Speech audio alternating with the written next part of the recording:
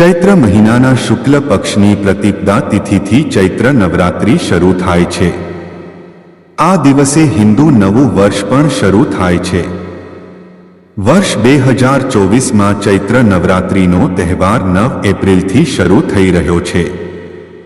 નવરાત્રિના 9 દિવસ માતા દુર્ગાની પૂજા વિધિવિધાનથી પૂજા કરવામાં આવે છે। માતા દુર્ગાની કૃપાથી ઘરમાં સુખ સમૃદ્ધિનો વાસ રહે છે અને મનોકામના પૂર્ણ થાય છે। ચૈત્ર નવરાત્રિ દરમિયાન કેટલાક નિયમોનું પાલન કરવું ખૂબ જ જરૂરી માનવામાં આવે છે।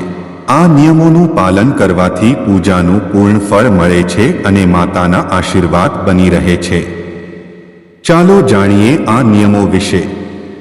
આ વસ્તુઓનું સેવન ન કરવું। નવરાત્રિના 9 દિવસ દરમિયાન ભૂલથી પણ તામસિક અને માંસાહારી ભોજન ન લેવું જોઈએ। આ ઉપરાંત કોઈ પણ પ્રકારના નશાથી દૂર રહેવું જોઈએ।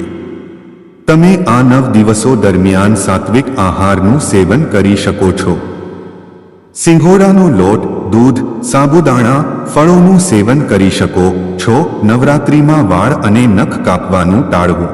નવરાત્રિમાં વાળ અને નખ કાપવાનું ટાળવું જોઈએ। આવું કરવું અશુભ માનવામાં આવે છે। નવરાત્રિ પૂરી થયા બાદ તમે વાળ, દાઢી અને નખ કાપી શકો છો। ચૈત્ર નવરાત્રિ દરમિયાન આ વાતનું ધ્યાન રાખો કે 9 દિવસ સુધી કાળા કપડાં ન પહેરવા કે ન ઉપયોગમાં લેવા। તેને અશુભ માનવામાં આવે છે। તમે લાલ કપડાનો ઉપયોગ કરી શકો છો। આ ઉપરાંત ચામડાની બનેલી વસ્તુઓનો ઉપયોગ કરવાનું પણ ટાળવું જોઈએ।